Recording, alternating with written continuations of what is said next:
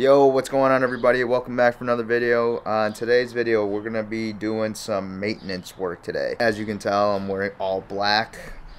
My pants are also black because today especially it's going to be a dirty job. So that's why I got my black Truth hat on. I got my black Mama Fried and my black Terry Black sweater. But today we got a work cut out for us. We got to clean right here is our offset. And I'm not sure how much you can see, but it's pretty grimy, especially after doing a bunch of beef ribs and pork belly for that last pop-up that we did. We got our two S&S grills that we need cleaned. Alright, so the first thing we'll do is we'll start cleaning up the smaller stuff. So we're going to work on this travel kettle. All we're going to do with this stuff is just really take out all the pieces. We got the grate, flow and sear. Take on it in these big pieces and these chunks that start to cake up, like this stuff right here. It's starting to get a little pasty right there. Usually I have my slow and sear here and my meats are over here, so that's probably most likely grease that's falling through, and that's the kind of stuff that you don't want to be caked up. I also have this bucket with a garbage bag in it, and just so that cleanup is a little bit easier. And all these like smaller chunks, you guys have maybe seen me like kind of use these chunks to start the fire as well, and that's fine, but today I'm not going to save these. And everything here is now all pretty much really light stuff. So from here we're just going to use the blades at the bottom. It's almost like scraping down the sides of like a blender or something. Like you want to clean it out, you know, push down the sides here, turn it on, let the blender do the work. So I mean, we're just essentially just making sure we just get nice and clean and making sure we get rid of all this stuff. This is the stuff that we really want to get rid of. And it's not seasoning, it's not making your food taste better by leaving that stuff in there. Leaving that stuff in there is gonna build mold and just weird smells and stuff like that, especially if you're not using it regularly. If you're someone who only grills or barbecues during the summer and spring, then I would highly recommend you guys do this real quick before that season starts. Because if you haven't cleaned in a while, I'm sure there's some funky stuff building up in there right now. And also, cleaning all this stuff allows all the functions of your grill, whatever you got, to be used as they're supposed to. Like, this thing wouldn't move as smooth if we had a bunch of stuff just caked in there. Now we got that ashtray at the bottom. Sweet. Add that back in. With these kettle grills, especially if you're doing a lot of offset cooking, you might find that like one side is a little more beat up than the other because this is where the heat is. You can see right here, if I just run my hand over on top and all this stuff starts to flake off, we want to make sure we can kind of rub this off as well, just so that, you know, later on as you slowly start to build more and more and cook more and more, you don't want all this stuff to be falling on top of your food.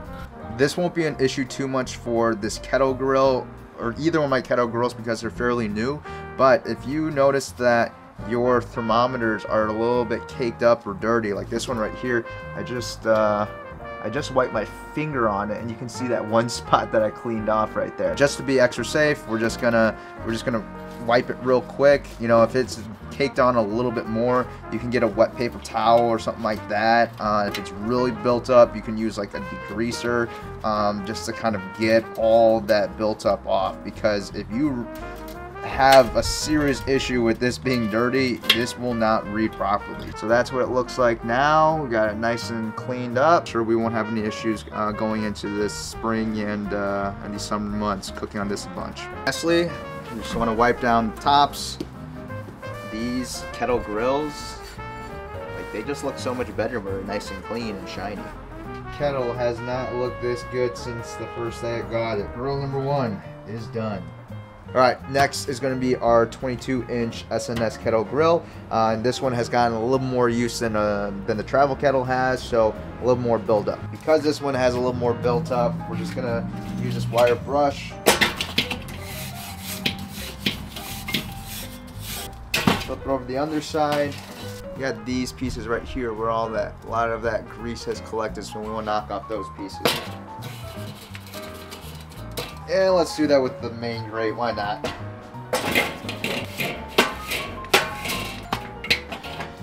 Alright, beautiful. Alright, before I start piling everything in here, pretty sure this can is already pretty full. So that's what I already had in there already. So yeah, make sure this is emptied out before you start. Even with this, there's a lot of grease that's caked up on here. So after we're done kind of getting all that stuff on the inside, I'm gonna scrape down the inside of this also so we don't continue to build up nasty grease down there.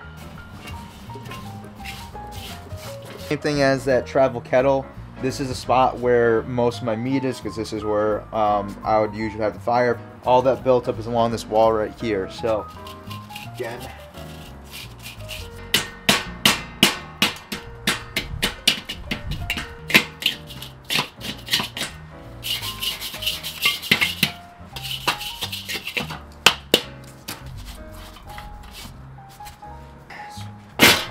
back with the coal grate, our main grate. This black one, especially when it gets kind of dirty, you can kind of see it all kind of built up, kind of like having a black car. Like my car is black, and when you have it during the winter time where all that salt from like the road gets kind of gets caked onto your car. Our second kettle grill is done. Just one thing I want to talk about before we continue this video is talking about wire brushes. I think that is one thing that I feel like in the last couple of years, you know, people have been kind of going away from using wire brushes because, you know, there are some stories of people having like the bristles of the wire brushes fall off when they're, you know, scraping down the grills. People accidentally like ingesting them and having some like really big problems because they got like small pieces of wire like in their throat or in their stomach. I personally haven't had any issue using wire brushes, but one thing that I do kind of keep in mind when I do use them is that when I feel like they're not as good as they need to be, I'll kind of replace it as soon as I can. But I think when you're scraping down grates and stuff like that, like when you add additional heat, it just helps it to kind of break down that stuff that built up, because when you try to do it when it's cold, you have to use those bristles to really knock off that stuff. Making sure that your brushes are in really good condition also, and when they're not, just make sure you replace them. All right, for the main event, now we're gonna be cleaning our offset, and you know, I'm sure you guys know this is gonna be the one that is going to need the most amount of cleaning. And so when I like to do this, because there are a lot of different pieces in there, I'm going to just kind of show you guys step by step how I like to pull things out or what I like to clean first, just so it's just a little more efficient, so you don't have to like clean the same thing multiple times just because you're caking on stuff. But whatever, I mean, me talking about it, it's not as good as me showing you guys. So yeah, we'll clear out the firebox first, just kind of scoop everything out. You guys see me do multiple times, and then we'll hit the inside.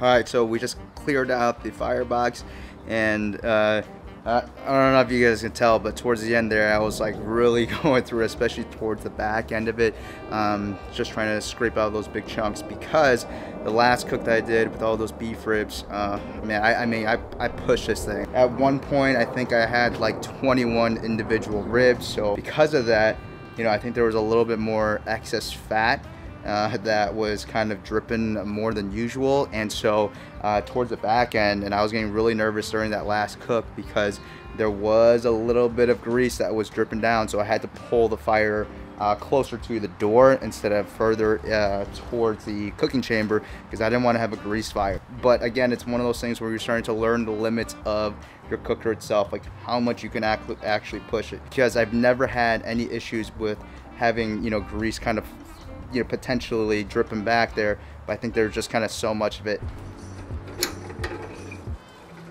So I already took off the top grate because I took it off during the last time I was cooking on it, so that's perfectly fine. The one thing that we need to do first, we got to start scraping down the tops of these doors, because if we scrape down the grates first and then we put them back in and then scrape these down here, like, it's just going to re-dirty the grates again. And the other thing I want to do as well is I want to keep everything in here as much as possible. This is a very dirty job, and if you want to keep your backyard clean, I'm trying to do my best to kind of keep this area clean right now. We want to make sure all the scrubbing, everything that we possibly can do, can be done in here. The other thing that I'm going to suggest is that if you're doing this, have multiple garbage bags when you're trying to move all this extra fat, this gunk and everything, because when you are filling up these garbage bags and you try to, let's say you're just trying not to use as many garbage bags, they're gonna get way too heavy. And so when you try to lift them up anyway, it's gonna rip the bag because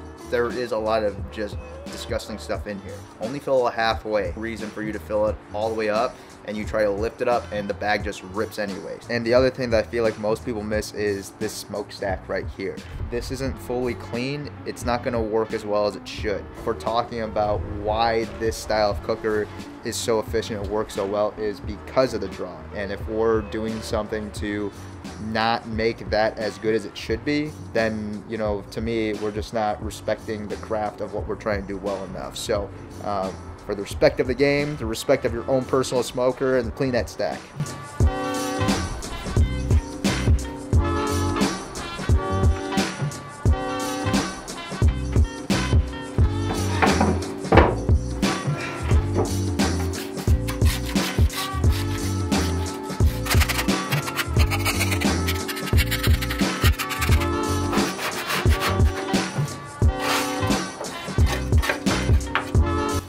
It's fairly clean. Like there's not a real big buildup. We also hit the top part right there, and especially right up top here. A lot of people forget this top, but if you don't hit this part right here, later on you're gonna have a bunch of stuff fall on top of your food again. So yeah, right now we only got up to kind of grate level and above. I like to do things kind of like in levels. So we just did everything here and up, right? And next thing that we're gonna do is we're gonna get into that stack. Just to give you guys an idea, this is kind of like what, at least just the base of that stack is looking like. So there's some buildup around the sides, and we're gonna clean that up right now.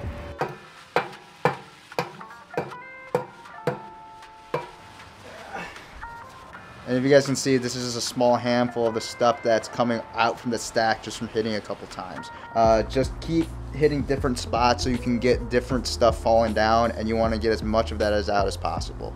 All right, now that we kind of got everything from the stack to everything that's grate level and above, if you guys have lips and things like that that hold a top grate, make sure to scrape down all sides of it. Like if it's like that L shape, hit the both sides of the inside and also the back and the bottom of that little lip that it has there, because the one thing that you might notice is when you cook stuff on the top rack, and sometimes if it's not super clean, you'll still see some black liquid that's dripped onto your food on that first on the main grate level, and it's because there's got some buildup on there. So make sure you hit those things really, really well. Like my biggest thing is, if you're gonna do this and it's gonna be dirty anyway, might as well hit every single part of it. What we're gonna do now is we're gonna come in and bring in one grate at a time. We don't want it to be super claustrophobic in there. Having enough space so that I can turn it and I can flip it, I can scrape down the bottom and also the top. And I can just kind of maneuver it however I need to make sure it's as clean as possible. After I get everything scraped down as well as I possibly can with just the bench scraper, that's when I'm gonna go in with the torch and give it one really good blast, and then kind of give it another scrape down to get anything else that was a little bit too hard to get off with that bench scraper.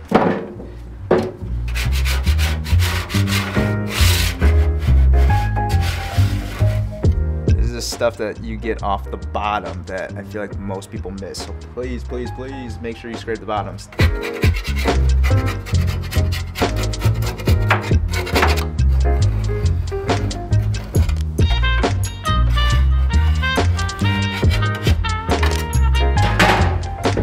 All right, now that we scraped down the bottom of the grate, now we can flip it over. Alright, so it's not super clean, this grate, but I got a majority of like the really, really thick stuff on here. So we're gonna set this off to the side real quick, and then we'll do the other main grate and the top grate, and I'll skip ahead to that.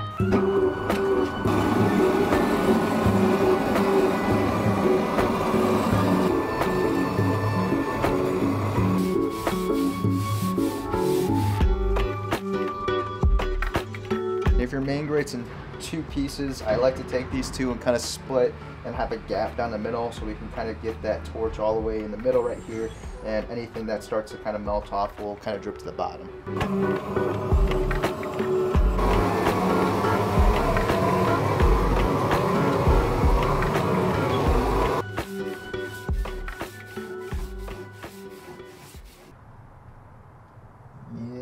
buddy. That's what we call clean great. That's what we're looking for, guys. Earlier, but ooh, look at that sunlight just hitting there. So we're almost done with this right now. The last thing that we gotta do, and probably the dirtiest part, is scraping all that stuff at the bottom.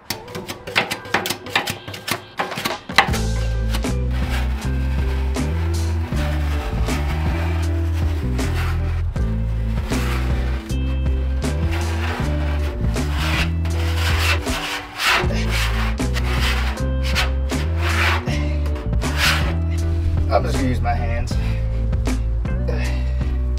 Look at that. This is what a lot of people who don't know what they're talking about say is flavor on your barbecue. No, that is disgusting. Clean your pits.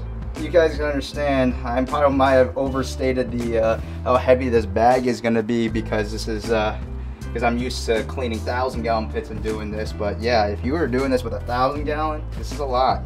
Without a bench scraper, this right here is really challenging to do. So definitely recommend, if you guys are doing one, and if you guys don't have a bench scraper, buy one for like cooking and serving food, and buy one for cleaning your pits. All right, one more thing that I want to do back here is where the grease strip is, and because it's cold out here, it all got clogged up. So I'm gonna punch it through. Okay. It's pretty clogged and pretty solid, so we're gonna have to grab that torch again.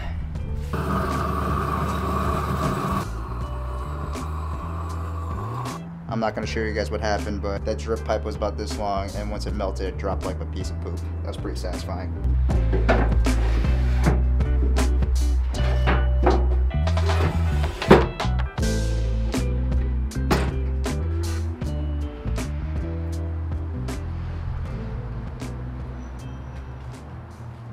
Alright guys, so that's it. Hopefully there were some tips that were given during this video that kind of helps you kind of be a little more efficient with your cleaning, just so that you don't create a huge mess all around you while you're trying to really do a dirty job. But what I hope that you guys mainly take away from this video is that, you know, the maintenance of your equipment is really important. Your cookers can only be as good as they want to be with all the different functions or different things that they have. If I left these kettle grills just to kind of continue to cake up and build that, you know, that mixture of that ash and also that fat in the bottom, it would clog up the holes on the bottom, and I wouldn't be able to get good airflow, and most likely probably after a couple cooks would be in trouble of having a grease fire. Same thing with this offset right here. It's obviously a much bigger space, but you know, if you let it build up over time and you do end up having a grease fire in there, I mean, having a grease fire on these two kettles is going to be a lot more manageable than having a grease fire in this big old thing. And in terms of getting all the flavors that you want, you're not mixing them up with old food or fat that's kind of gone bad because it's been sitting there kind of for a couple months if you haven't cooked in a long time. That's the end of this video, guys. If you guys like this video, please make sure to like, subscribe, share this video with your friends, and I'll see you guys in the next one.